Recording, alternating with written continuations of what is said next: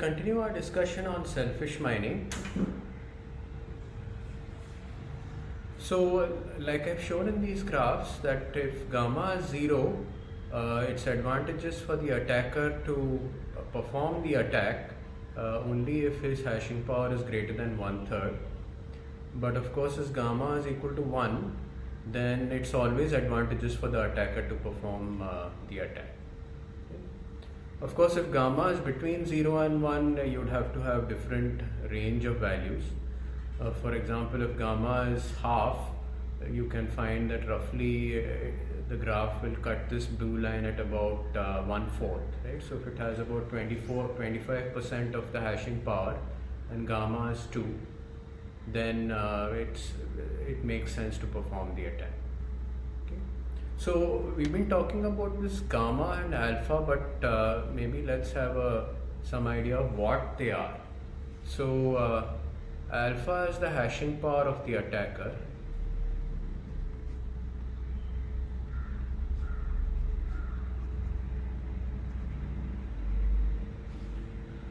So what would alpha be in practice?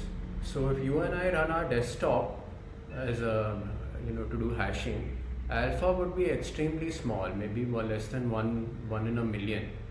And of course, it wouldn't make any sense to do something like a selfish mining attack in that case. Unless, of course, you have gamma close to 1, right? But we'll see what gamma means. But so what would alpha be in practice for mining pools? So I may have mentioned in an earlier class, a mining pool is a group of miners who get together and who share the mining rewards among them. So group of miners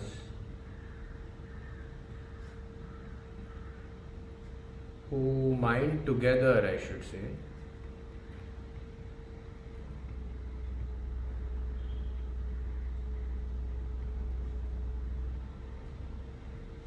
and share their reward.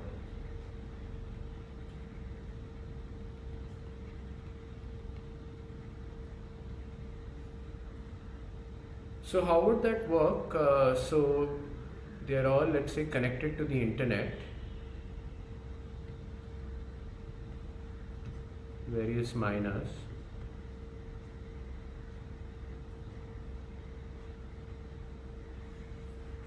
And they get together and they sort of help each other in mining somehow. Okay, so it's possible that they create a block, the same block header, and of course there is a nonce. So one way to do it is that each of them is given a task of choosing a different range of nonces, right, for the same block header. Okay. And they reach an agreement that they are going to split the mining reward among themselves. Okay. So that can be done. So in this Coinbase, for example, let's say it's paying out to some particular address. What they could do is they could create other transactions which pay a little bit of this mining reward to many of the others. Okay, so let's say that there are several of these transactions.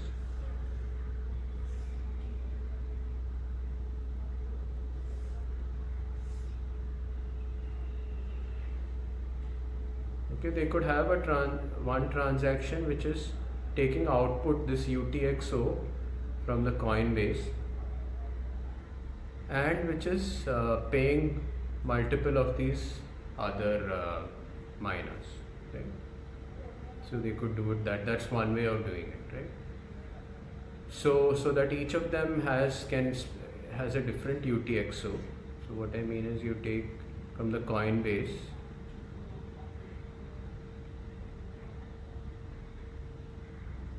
and you can have for the various miners. This would be for miner 1 and miner 2 and so on. Miner n. Suppose there are n miners getting together. This is one way of doing it. So they just create the same block. Everybody sees that, okay, if this block is a winning block, then I'm going to get some of the mining fees, right? Because I can spend from this particular UTXO which corresponds to my public key. And they agree on the range of nonces that they try out, so that each miner doesn't have the same range, otherwise they'd be wasting their hashing power, if they use the same nonce. And how do they know that they are not cheating?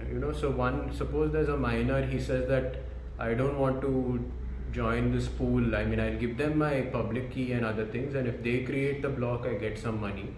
But I won't run I won't actually try out my range of nonces. I will try my own block in which I take the entire Coinbase myself.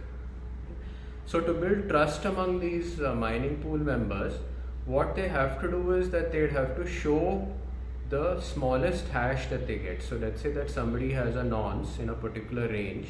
Let's say that the range is from A to B, let's say, of nonces that they have to try. Okay. So every miner would have to show what is the smallest hash value that he got after trying out these nonce values.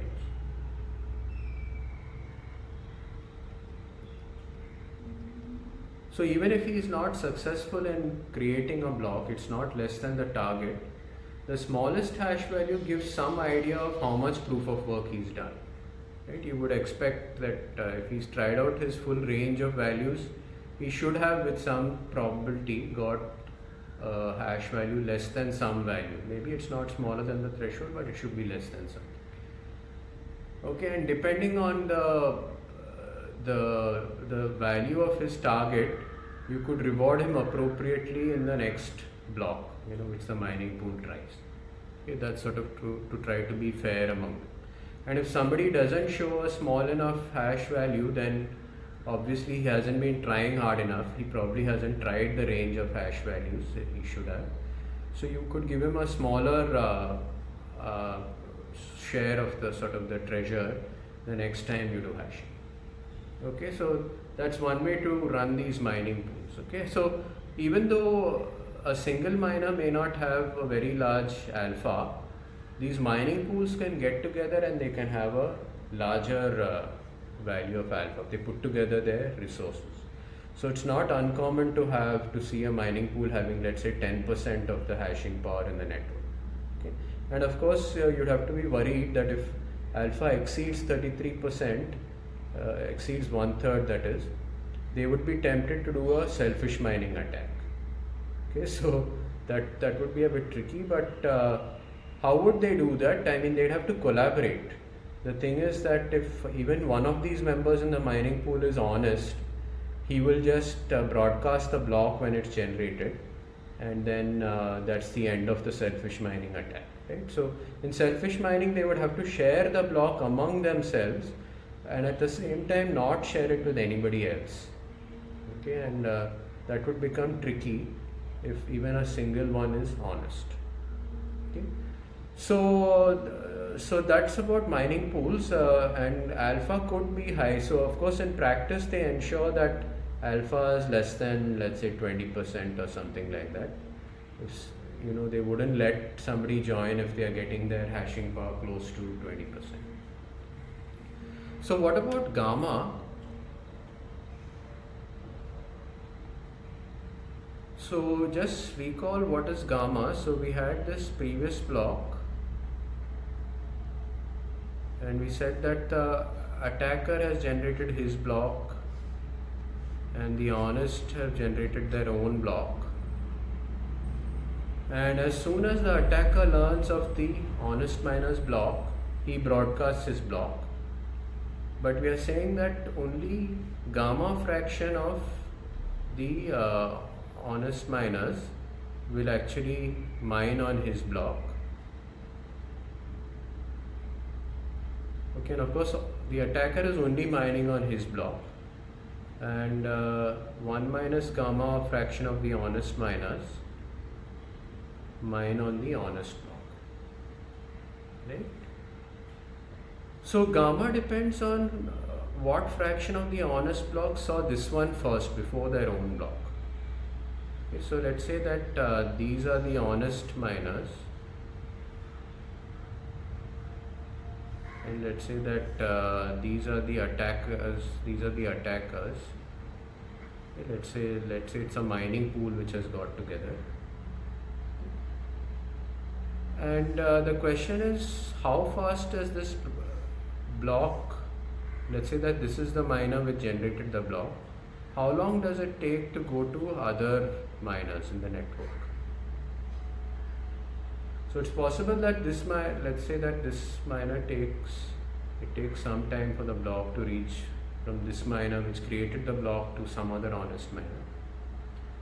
How long but would it take for an attacker's block to reach other miners? So it all depends on the network in between, right? So the attackers, let's say, are collaborating with each other, and many peers in the network belong to the attacker. So each of them could have a copy of this block. Okay, so they could have, let's say this is their block. They could have a copy waiting with them, since they generated it first, right? Let's say they have that. Everybody has a copy.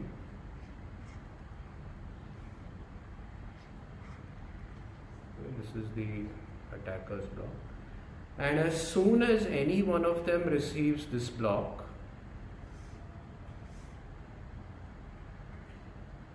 okay, they immediately broadcast this attacker block to everybody else. So attacker immediately broadcasts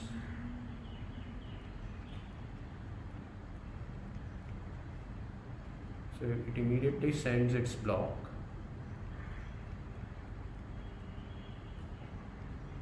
to everyone when it hears the honest block.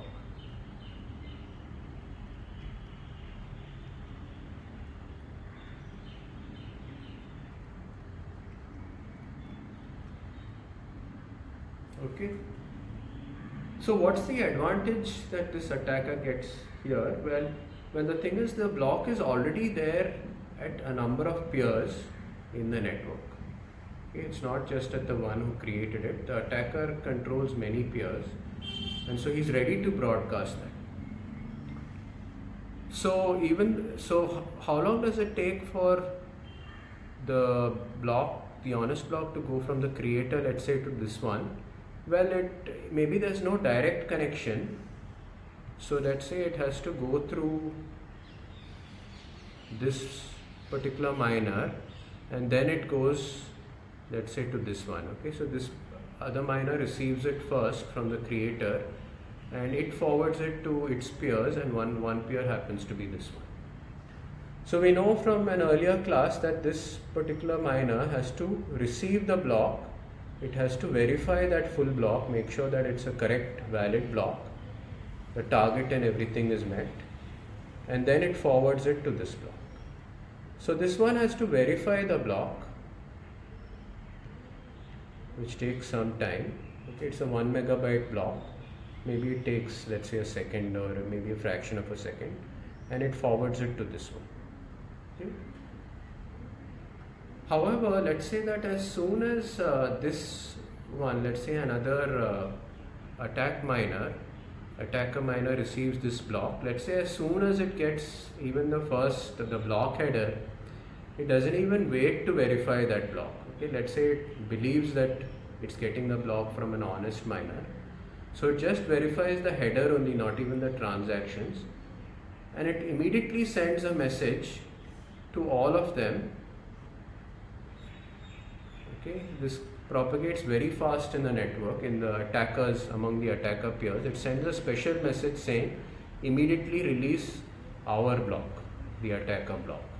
Okay, so it has, let's say, TCP connections with lots of them. So, and it sends a very short message. It's not 1 megabyte or something. It might be a few bytes, which says just a single TCP packet saying, immediately broadcast your attacker block. So all of them, they are already the attacker's block is distributed in the network. So this one, let's say, is very close, is a direct peer of this particular honest peer. So it immediately forwards the attacker block. So this one gets it pretty quickly. Okay? And let's say that the attackers have optimized certain things. They haven't put any transactions in this block except for their own Coinbase, let's say. Okay? Or maybe Coinbase plus the transaction which splits up the Coinbase reward among them. Okay? So it's a very small block. Let's say the attacker's block is very small. So even if they send it to the honest miner, this honest miner receives it pretty fast. It verifies it and forwards it to its other peers. Right? It may forward it to another set of peers very quickly. So the attacker block has advantages in that it is already distributed.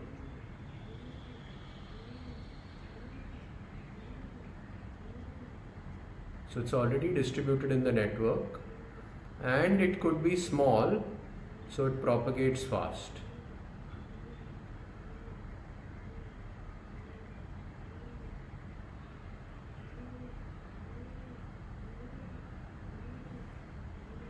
Okay, so this is the game that an attacker could play if he's doing a selfish mining attack. He creates a block. If one of them creates it, of course he shares it with the others, the other attackers. They deliberately create a small block so that it's very easy to forward it whenever required. And once they get a message, even though it takes a little bit of time, maybe a few seconds to reach the honest miners, what they do is they immediately send a signal to each other saying release their block. So let's say within a few tens of milliseconds of this block being released, it's possible that the attacker block has already left all the attacker nodes. And so maybe a good fraction of honest miners receive this block, this attacker block, before they receive the honest block. Okay? So if you want to make gamma higher, what you should do is you should create a small block, and you should also have it ready. You should have it in a distributed to all the attacker nodes so that they can immediately forward it to everybody else. So what the attacker wants, he wants alpha to be high and he wants gamma also to be high so that he can launch a successful selfish mining attack.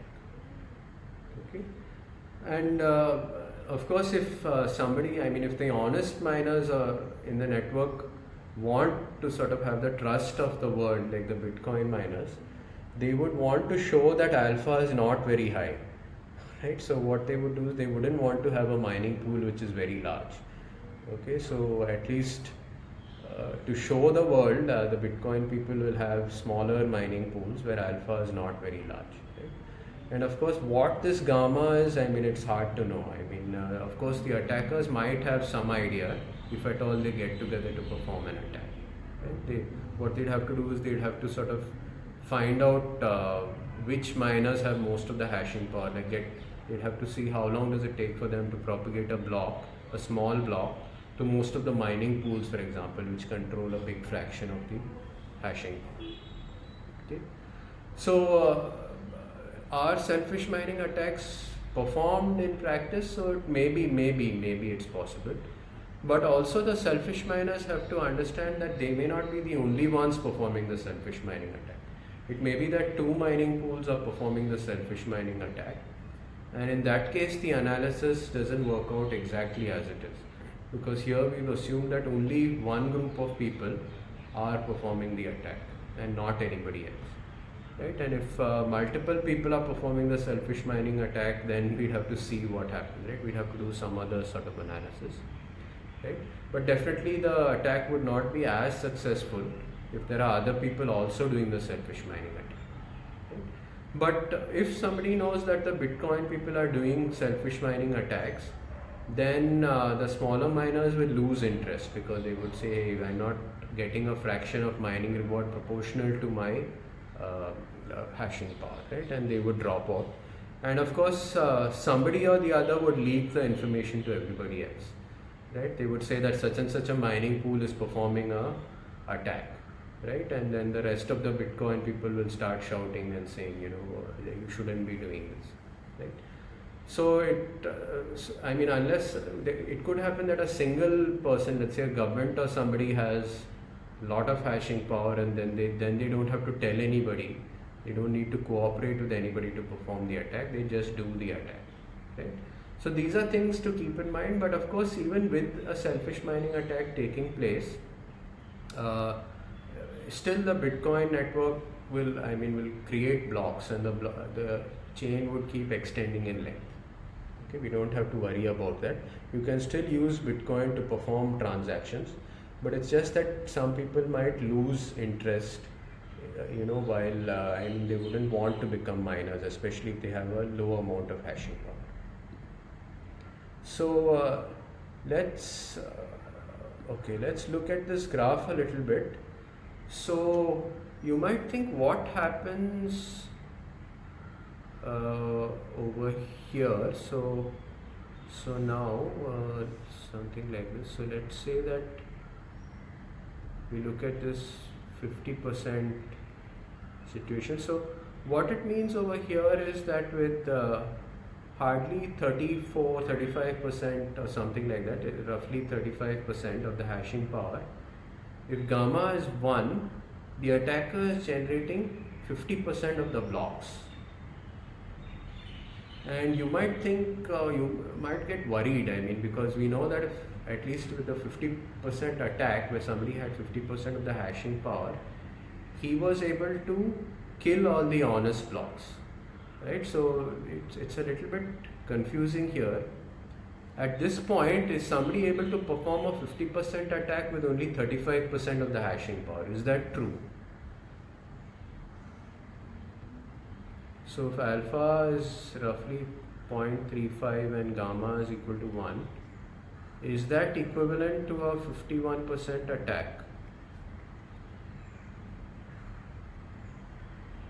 If this were true, then we'd be in real trouble. That means that somebody with 35% of the hashing power can bring down the network. So it turns out that it's not true.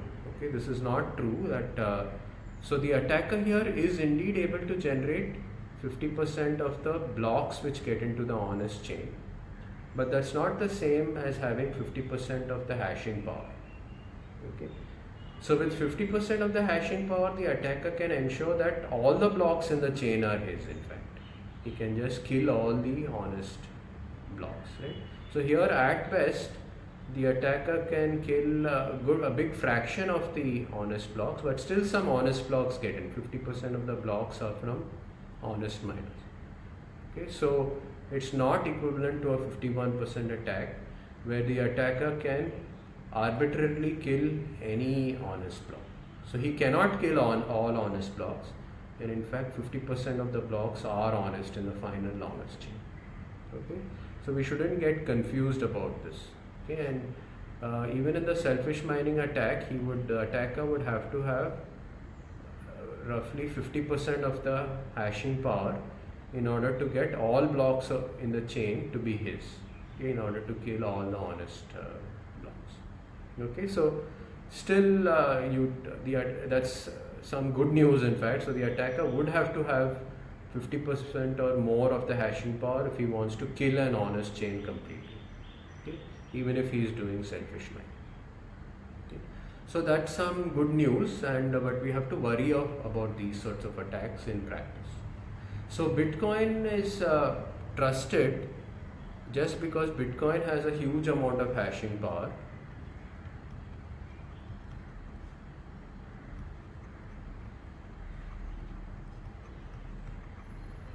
So although there are other alternatives to Bitcoin, there's Ethereum, and there are so many other clones of Bitcoin, and maybe they are more powerful than Bitcoin in their programming language and so on, Bitcoin still rules the roost. It's still number one. And the reason is because so many people have put their hashing power into Bitcoin. Okay, it's very hard to bring down Bitcoin. It's very hard to get even 1% of the hashing power of the Bitcoin network. If you and I invest, we have to invest millions of dollars. And that's what builds the trust.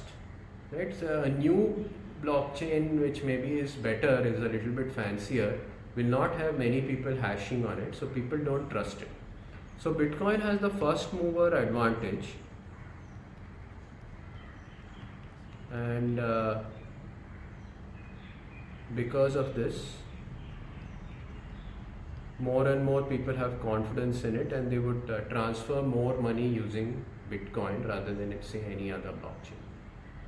Okay, so it's something like let's say Facebook or something has dominated the social networking landscape, because any other new person sort of trying to clone Facebook will find that there is hardly anybody on his network, and so very few people will want to join that new sort of social networking website, right? So there are these first mover advantages, like Amazon had the advantage for e-commerce, right? And so probably Bitcoin will maintain its first mover advantage for a long time, right? I wouldn't be surprised if 5-10 years from now Bitcoin is still number one, even though there are so many better ideas than Bitcoin for cryptocurrencies and so on.